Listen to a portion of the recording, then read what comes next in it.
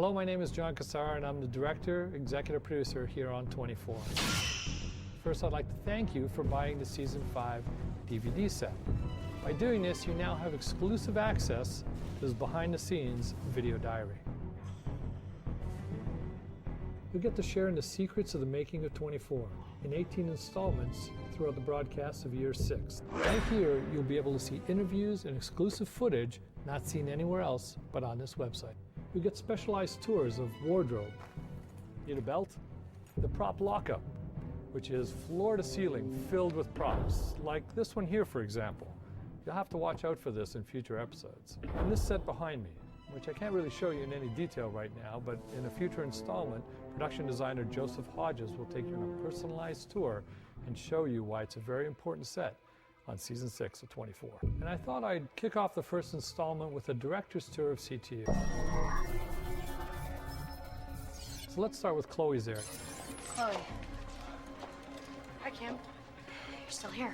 Even though she's right in the middle where everyone can hear almost every conversation she has, we still play conversations like they're private. And we're just able to do that by just keeping the shots very tight, right on her face, and you just assume that no one else can hear what she's saying, even though here she is right in the middle of everything. Yeah. Trusted you. Only because he had to. I helped stage his death. The hub of the activity in CTU is always in the bullpen. This is what we call the area where all the other programmers are. Did you get him? Still working on it. It's designed in a way that we can get the cameras right around it. It's an oval. It's a big oval that I can put all the cameras around and really shoot inside. So when there's a scene where they're monitoring things and things are happening at CTU and it's all very exciting, the cameras stay on the outside and can look inside. Now we're in the deep, dark basement of CTU. If you come with me, you'll see that it's right in CTU. But the way we shoot it, by always putting our cameras towards it, just like my camera's doing now, it always feels like it's in the dungeon. So from now on, when you're in CTU, take a look and see in the background and see if you can see these servers that are actually in plain sight. It's all just a trick. On 24, we always need to move people from A to B because we're in real time, which means a lot of the time we have to move people down hallways. Natural gas. You can use it as a delivery system for this toxic. You can get it into people's homes. I need you to get Chloe on it. We need to find out which one. Right. We don't have that many hallways here on the set, but we can do it in a way where we go down one hallway, that becomes another hallway.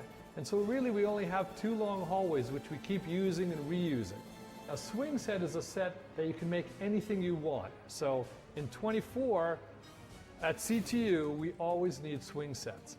What you'll probably recognize this as right away, because it's round, is that this is where we do all of our medical. You remember me? My name is Tony Almeida. You killed my wife, Michelle Destin, this morning. You can see here in an upcoming episode, we need it as a morgue. Can't tell you much more about that. You're gonna have to wait and watch the show. Hope you enjoyed the first installment of the 24 video diary. And remember, after every episode, come back to this website for your exclusive look at how we made that show. Thank you again for buying the DVD set.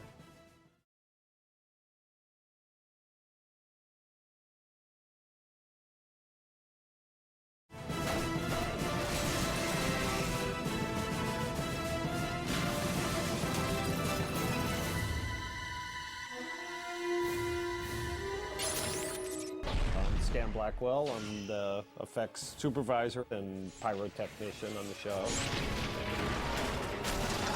And I'm his brother, Scott, and we do the effects on the show. My name's Jeff Cariente. I'm the stunt coordinator for 24.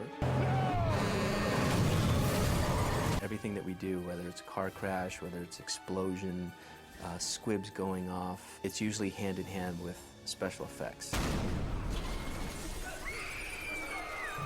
Our board in our office is pretty funny. It's like, okay, Monday we're killing the president, then we're blowing up the power plant on Thursday, and you actually have to watch out what you're saying, you know? You can't be in the airport going, yeah, we're gonna blow up that plane and then go kill the president or something. And our show is so real. Every stunt that we do is real. There's usually no CGI. Every explosion that we do is real. Every car crash that we do, the fight scenes, everything's pretty, 100% real.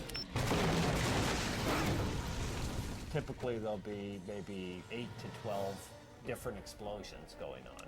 So the main thing is just keeping the frame lively. They are here. We always make a joke of what do they think we drive down to, explosives or us, and ask for a couple big ones and a few little ones. There's no way to practice it, there's no way to rehearse it, you just go for it. You just make sure everything's just right and the way you want it, and then you roll cameras and go.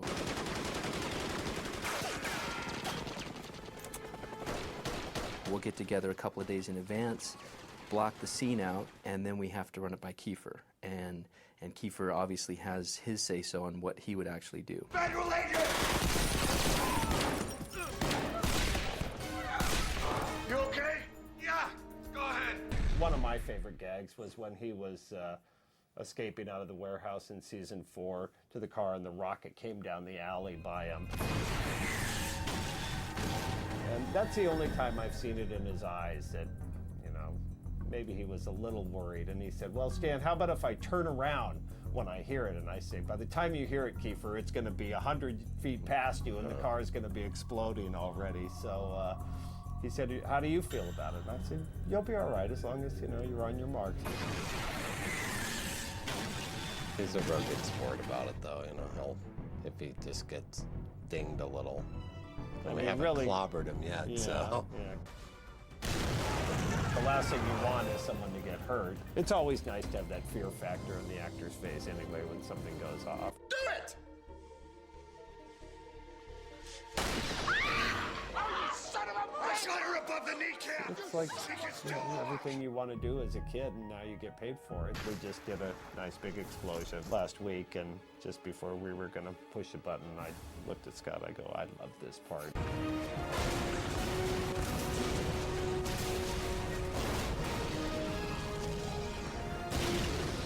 It's a nice adrenaline rush, you know, and a lot of work goes into it. I think that's probably part of the adrenaline rush is you've put so much work into it that it better work exactly like you want it. Like Stan said, we can't believe anybody would want to do anything else in the film industry except effects. Yeah.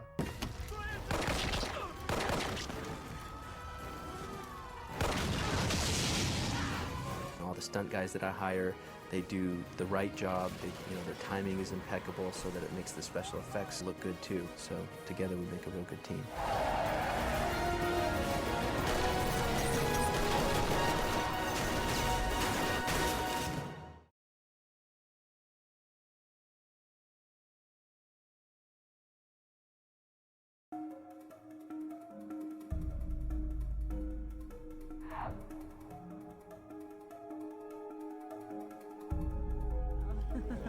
They're talking, they're standing and talking, and he says, show me, and that's what starts walking back.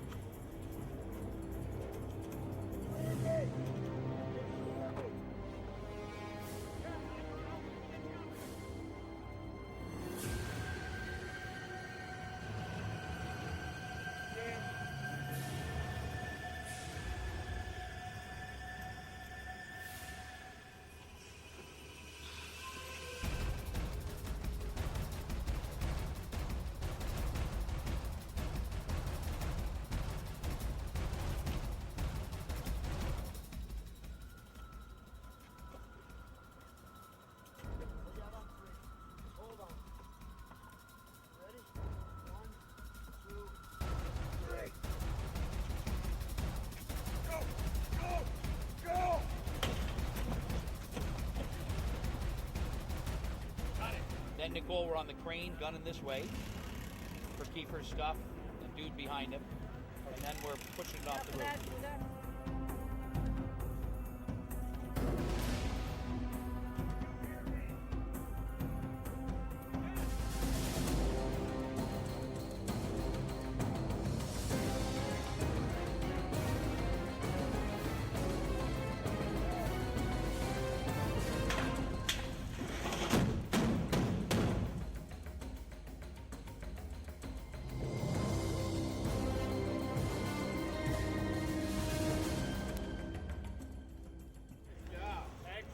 Did it work out, Stan? Hopefully that all worked out for everybody. Good job, buddy. All right, thanks. That looked good.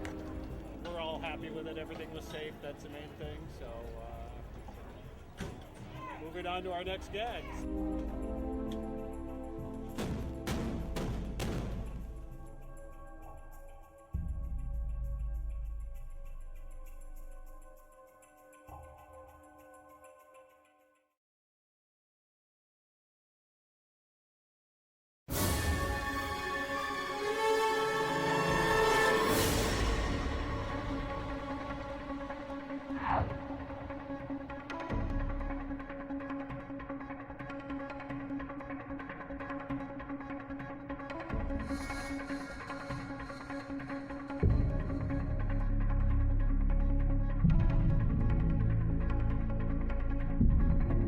This poor man's process, we have plates that are shot on the streets of LA with video cameras. We're projecting them behind the car, and as you can see, the car is completely stationary, and all of the motion of the feeling of the people being in a car driving is done with lights that flicker and move and dim and pan, and those are done by my electricians at the direction of myself and David Surnow.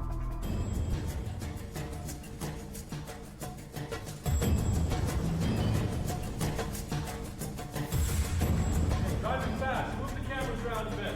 Move around a little bit.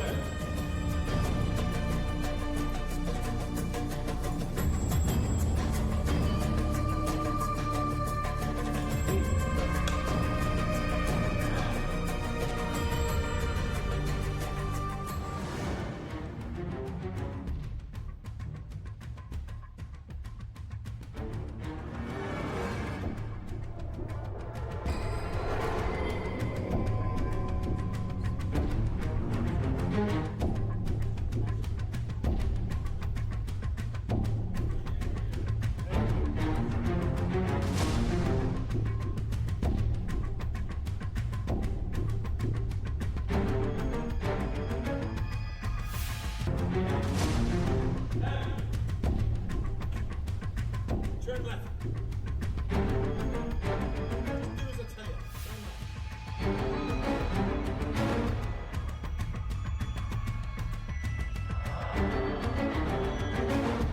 Now we're still there. Go. Drive! Drive! Turn there. Turn there.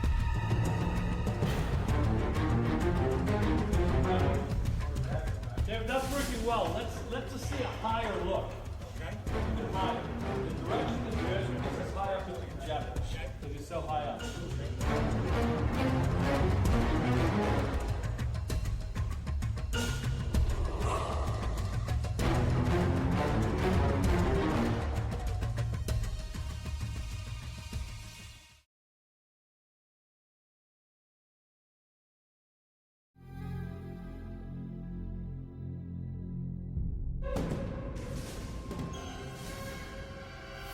Your deal is swinging in here, whether you shoot from outside the hole for protection or just take the step in, whatever you want. So from that position, whatever that is, this whole chunk goes out and he takes it. Bam, that's the first one.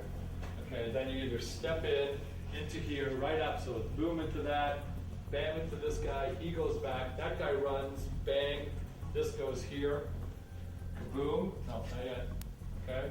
So it's 1, 2, shoot at this guy, hit the wall, come across here, you got a SWAT guy with you, checking in here, just as this happens, guy comes out of there, you take cover, SWAT guys kill him, boom, boom, boom, boom, boom, Now the guy that ran across is waiting for you in this corner. You're moving towards it, moving towards it. There's this great piece of seeing him, seeing you, seeing him, seeing you. And just as you get to this corner, either you cue it, or just by, whatever the attack plan, two guys come through those windows. They rappel through the windows and come up behind him and kill him. Okay, that's it. Okay, so let's just run it one more time.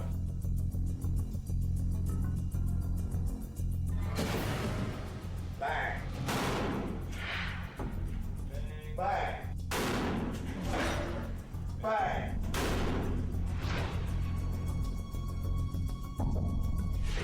On action, boom, beat, and then it comes in. Is there gonna be any smoke? Yeah, we're gonna have a bunch of smoke, some dust, and we're gonna just really pressurize it. So Go for it. Just go. So when the shelf shatters with the dead cord, it goes. Then that chair will flip over, lamp will shatter. We're gonna have two SWAT guys rappel through the window, so we're making it look like this is a 6-story building. The main thing is it's gonna be really, really loud. So when this goes off, there's dead cords here. So we're gonna blow the wall that hit this, then the chair is gonna lift up, a lot of paper, debris, dust, paper flying. Real quick. Go.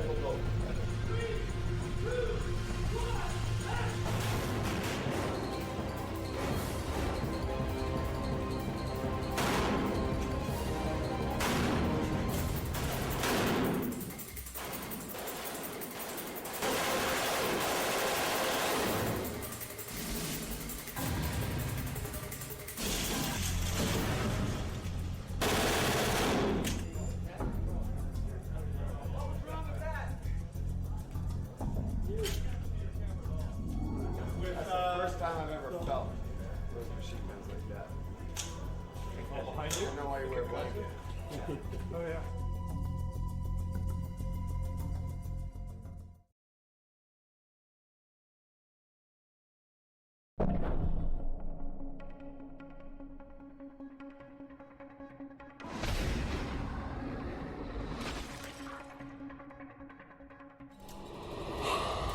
We have a few of our boxes, and all our boxes are labeled, so we can find our props, and if they need lighters, keys, wedding bands, watches, we go right to one of our boxes here, and we have them labeled. They need watches. We run to our box and we grab out watches, and we know what time it is. I will probably come to one of these boxes right here, and this is where we keep all of our license plates. We do the license plates on the cars. Weapons. If we need a knife or a wrench, here we have wrenches.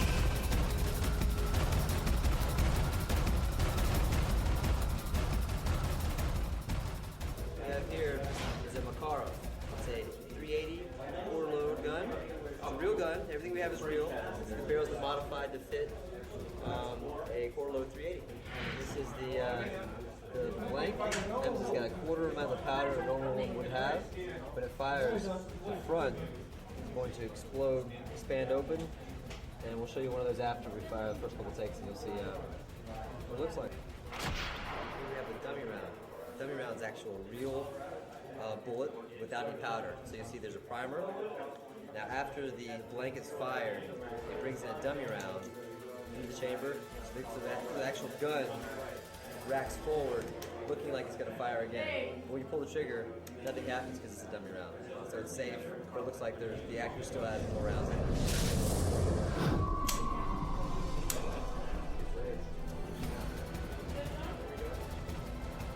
Gun's hot. He's going to fire 4 shots, take him out, walk over, check his pulse, end of scene.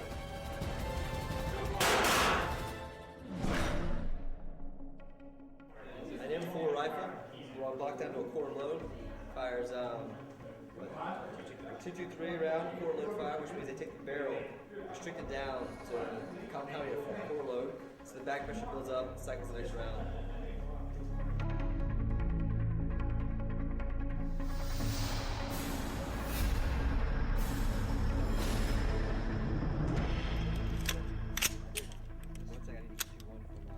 One second. You are hot.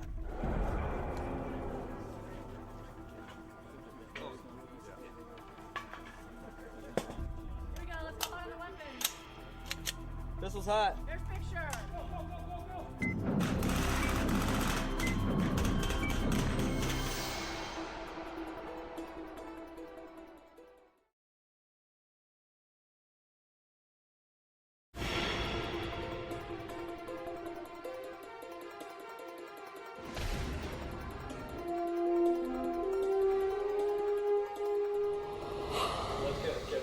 He'll come right in here and go right over. Okay. So you want to shut off? Yeah. Okay, like that. Yep. Just gotta make sure that Lex gets right in here and doesn't block you. Yeah, we'll be on the floor here, so you can move a little bit. And what I would love to do, John, I want to time it so you pick the gun up, I see you doing that, doing whatever with it, and then I call it, so they burst in, and your hand comes up just as I burst in. If you get your hand up before you, Guys, don't be firing the hole! We should talk about it.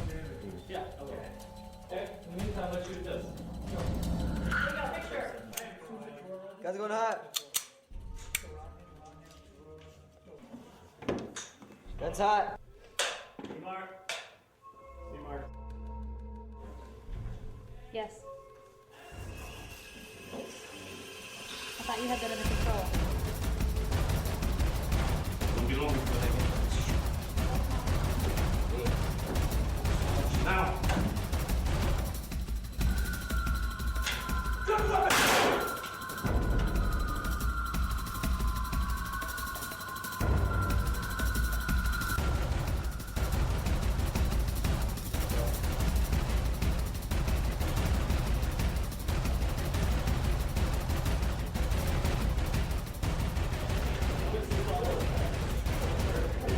Coming around.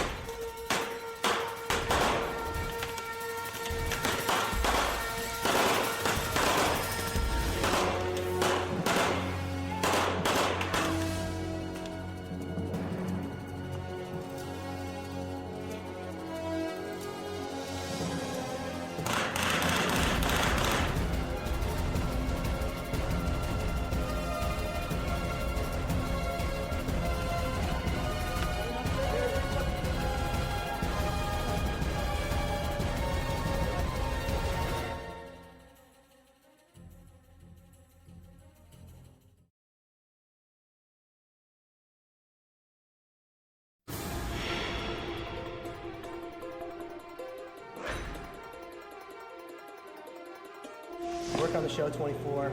I'm the main paint foreman on the show. It's all make-believe. You see a marble column on the show, concrete, anything dilapidating old, it's usually something new that's built on the set. The designer usually comes up, gives you an idea of what he wants to do. Basically, everything's made out of wood or MDF, which is a multi-density fiberboard. Put a little paint thinner on here first, give you a little bit of time so you can play with it. Everybody has their own techniques.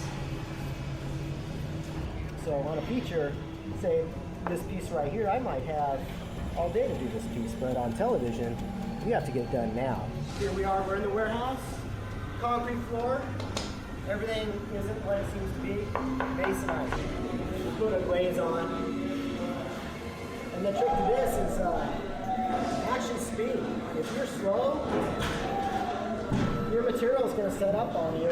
The back of the set. I know, again, it doesn't look like much, but this is how everything's built. Looking out of the window, they want to see a brick wall. So, again, it would take forever to build it with the raw materials. Right here, it's just raw plaster. We'll make brick colors up and intermix wet on wet. Make it look like a tumbled brick, you know? Block over all this with the lighter color, and that would give you a used brick look, you know? Again, it's just that MDF board, and the carpenters have built it all up, and it's our job to tie in the wood finishes. We try to do as authentic as we can do it. We try to break up panels so it looks like it was built that way, but really this is all just one piece. So if we break it up and we give you some linear vertical lines, it just helps sell it a little bit more as if it's the real deal. So we got to paint weapons, automobiles, carpet, furniture, the sets. It's kind of like cat and mouse with construction, paint, and production. We try to stay out of their hair so they can do their thing and we'll do our thing.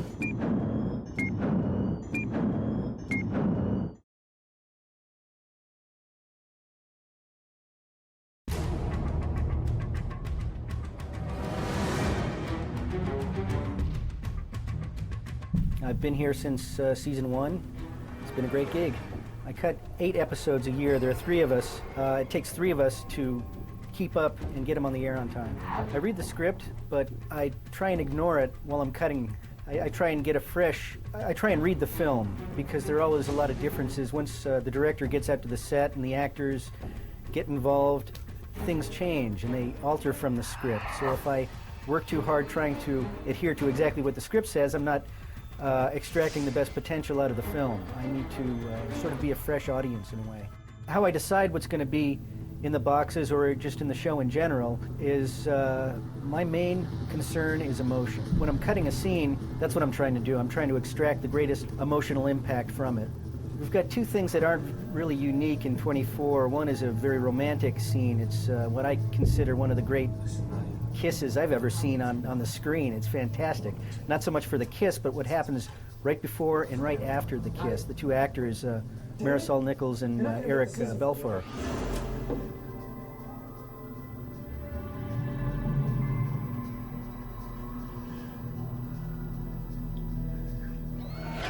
And like a lot of our scenes, we're in a lot of different places at once. And the boxes, the split screens work very well for that.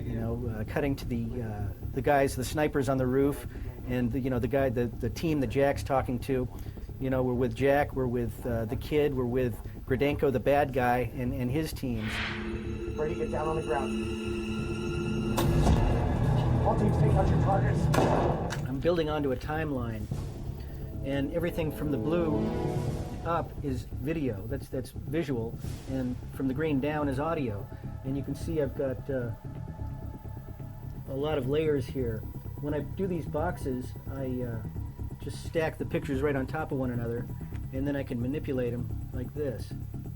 See, I can take this and put it wherever I want, and make it whatever size I want. Not that big. Make Jack a little bigger in the frame. I love that it's very unconventional. When I was growing up in the editing business, the goal was always to be smooth and seamless. Always the goal, never make a jarring cut. Well, we make a point of knocking the audience off their chair with our jarring edits. We just put a loud noise with them and it works great.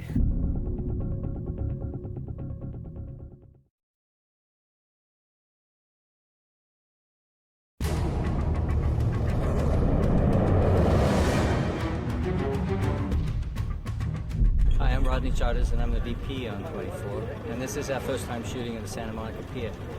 When you find in the script that the writers have sent you to a place as special as this and as well known, you're up against a big conundrum, because in a situation as large as we're expected to see here tonight, we would normally have a big light. We've been denied that because the people who live just down on the foreshore here, they don't want to see lights shining in them.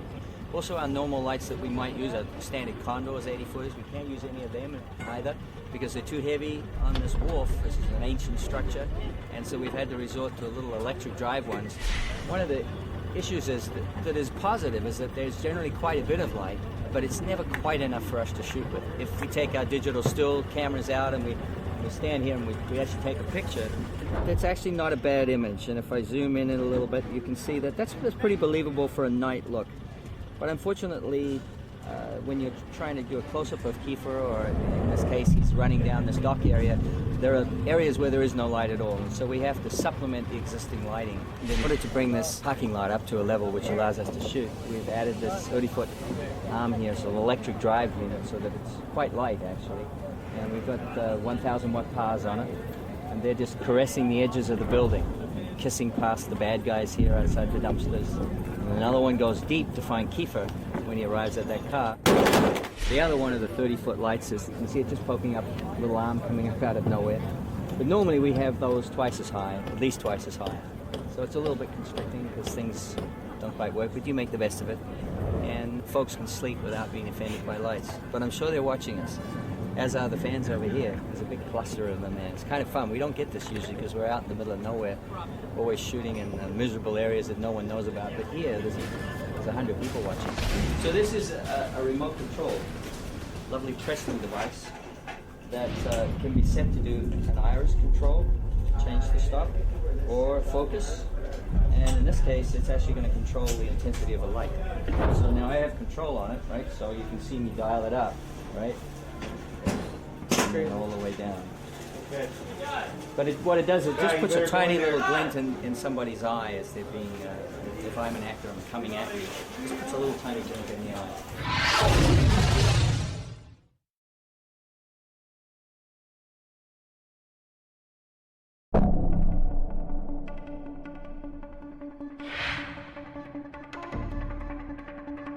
Howdy there, folks. I'm David Latham, film editor on 24. In show 17, the most challenging scene was a translation by the CTU people of two of our bad guys having a conversation. Even reading it in the script, it seemed really daunting. I'm like, how am I going to do this? There were so many people involved, and in order to do the translation, you always had to have the person translating voice going. So the two bad guys could not be on the screen by themselves because then there was no source for the translator's voice to come through. Connect with your men, get the bombs ready to move out. I'll be back at the scene. I was forced to utilize our boxes and always be either on Jack or on CTU in order to keep that translator's voice going. As much as I was worried about doing it, it turned out to be a very good sequence that proud of. I found it gave me the opportunity here to use some really nice angles too, and this 3 vertical box is one of my favorites and one we don't usually get to use very often as the film doesn't lend itself to it. The challenge on 24 is finding a middle ground between a great camera move and a great performance. Normally the great performance has to win out, but since our show really is about that certain look, we have to kind of get both in. And it's really challenging to get 45 minutes of film, cut it down into a 2-minute scene, and get all the best possible pieces into the scene. One of the things that I like the most about the show is how we shoot through things, semi-obscured angles, and over people's shoulders and around them and through, you know, Venetian blinds and things like that. A little voyeuristic. I like doing action scenes, even though I don't like watching action movies, but action is fun to cut. But I also like the dramatic scenes and finding good places to build moments that sometimes the actors didn't put in there, and you can open up a space and let a line really resonate, give it more impact instead of just rushing on to the next line. It's kind of nice. That's my little contribution sometimes. It's like, hey, here's a good moment. Let's hold on this and let it ring. And this is the favorite part of my day, is getting the crossword puzzle done. While I'm waiting for the film, of course.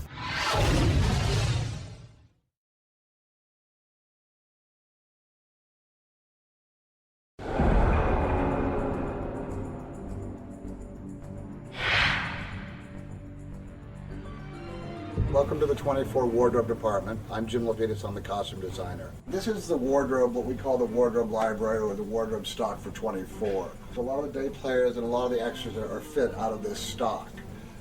It's all done by size, it's all done by men, women, shirts, blouses, suits, top coats, anything you need you'll find in here. There are thousands of pieces of clothing inside this stock room. These are men's suits. Every size of suit you can imagine in doubles and triples for men on the show. Up above we have shirts, cargo pants, everything imaginable we have here in sets from 1 to 4 to 6 of everything.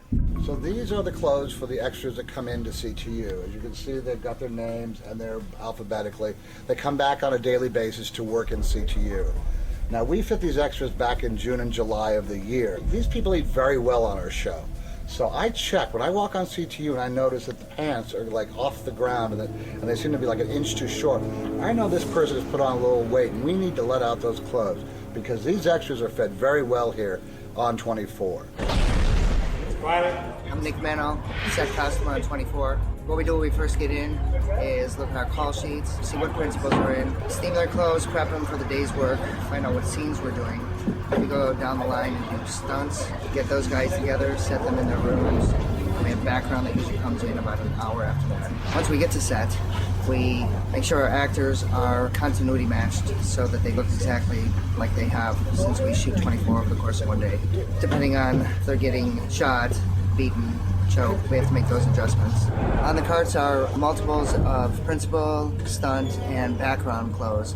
Since on 24, we never know who we're going to squib, kill, throw on the ground, get dirty. And if we have to do that scene over, we have the multiples with us so that we can change the actor right here on set. Kiefer, some of other principals have probably a dozen of each item, maybe 2. This way we can rotate those clothes out. We need to rotate in order to make clothes match. Otherwise they get worn out with so much washing. I'm wearing this way. There's a lot to keep up with. Is it hard? No. Not if you like your job.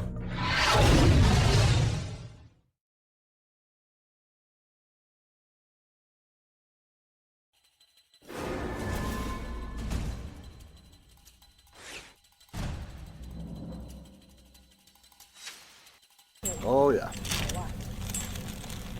This is Saeed Faraj. He's going to be playing Halil on the show. We're in the middle of a fitting. We picked out a jacket I like. I've got a top, I've got a pair of pants and some boots. We're going to step out while he gets ready. Good. So basically what it is, we've done a sweater, a dark brown Levi, a work boot, and a jacket. He's playing one of the bad guys. There are 3 of everything, because there may be a stunt double. He may get squibbed. We may have to shoot him. So we'll fix this up now. We'll check the sleeve on it. And how's the comfort of the jacket? Good? Awesome. You happy with this? I really like it. Here we have Halil, the bad guy. We're done. We're done with the fitting. Nice. I now have taken pictures of him, which I will now print and show the director and the producers. And we're good to go. The photos have to be labeled with their name and the character they played. And we also have to make tag descriptions on what they wore and their sizes. So we always have it on file.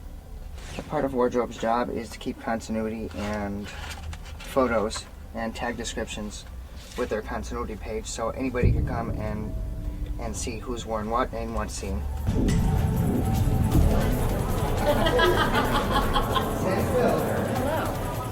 Shoes and warming coat for Chloe.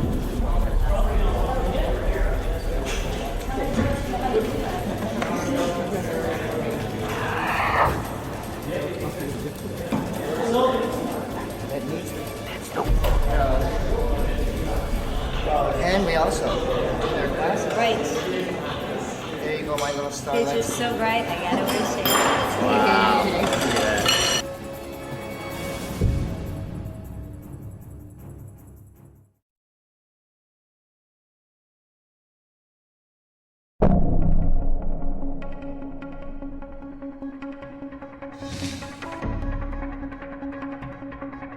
I'm Debbie Manmiller, and I'm casting director on 24. And I'm Peggy Kennedy, and I'm the other casting director on 24. This is the room where it all happens. Here we make actor casting magic happen.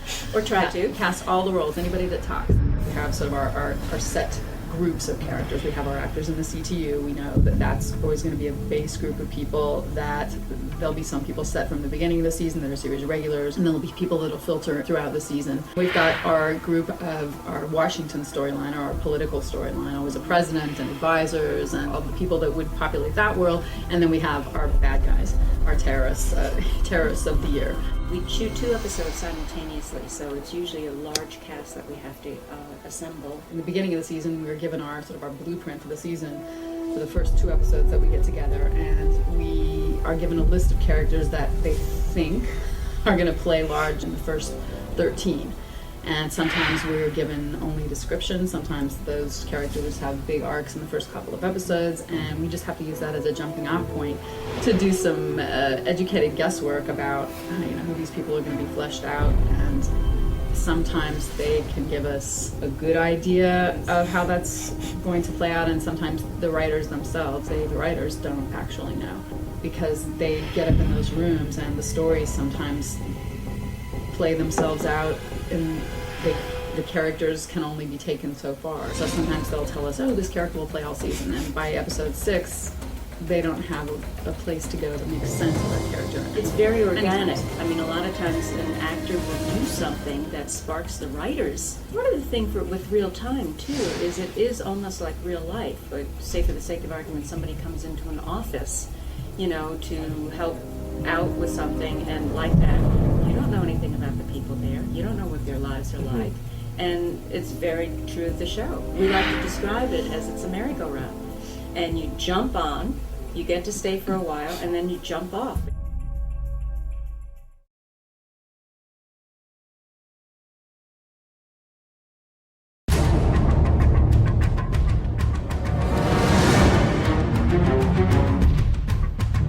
We stick everyone on tape, and the producers are really, I have to say, they're really good. We only have 2 or 3 directors throughout the season, so they will have been through many casting sessions with us too, and they'll remember people. So absolutely, we keep copious notes about the people that that they like, and we go back to those all the time. This was my 4th time auditioning for them. There were different roles here and there throughout like all the seasons, and I had never gotten cast. So by the time they called me in for this role, I was like, they don't like me over there. Why do they keep? Are they sure they want me to come in because they've not hired me 3 times?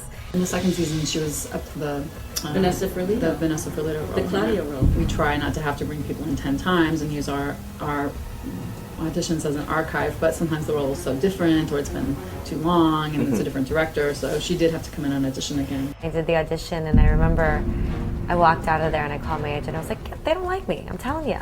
They don't. And then they called me and said, no, you got the role. I was like, oh. Well then, shows how much I know.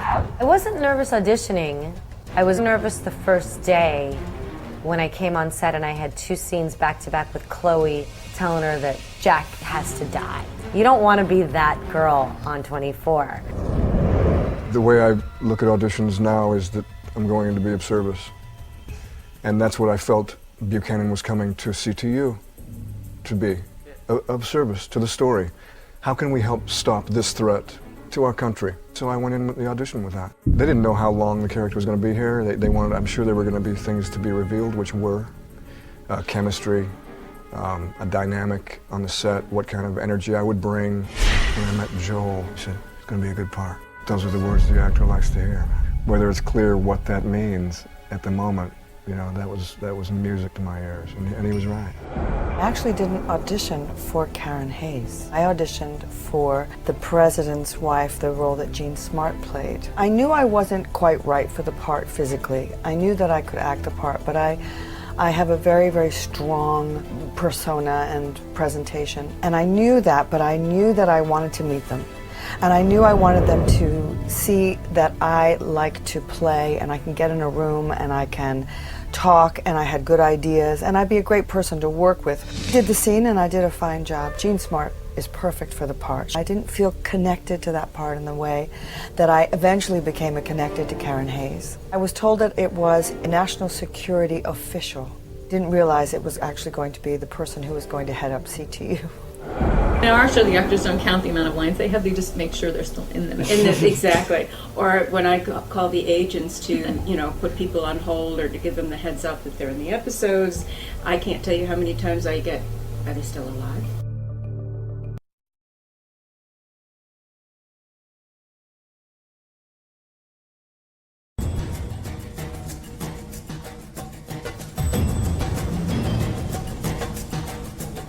Hey, surprise, it's episode 22. Welcome. We're up here on the roof for our final action sequence. This is our last night of filming. Our sequence is with chasing Cheng out through the building up onto the roof. And our boy, Josh, slips and falls and is hanging by a chain, and Jack Bauer's got to save him, rescue him. You gotta hang the camera. How are you going to hang it? Build a little frame up this. Bungee it. Can't just hand hold it? You can. You want to see a piece of his shoulder, though, right? Can you lean out over the railing with the camera? Well, that's where it gets a little tough. So stand by the prop up. I'm getting harnessed up because I'm about to hang from the side of the building. You pretty excited about that? Yeah, dude, it's fun. This is the funnest thing I've actually ever done.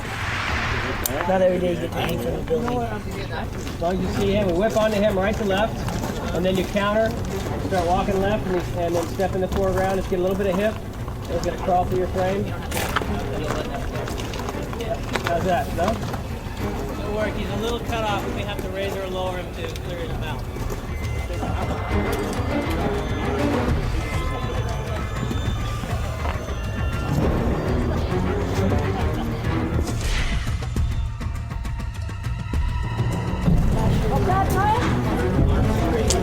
Fast. The shot, please. Can you get a little tighter? Okay. And action! And cut.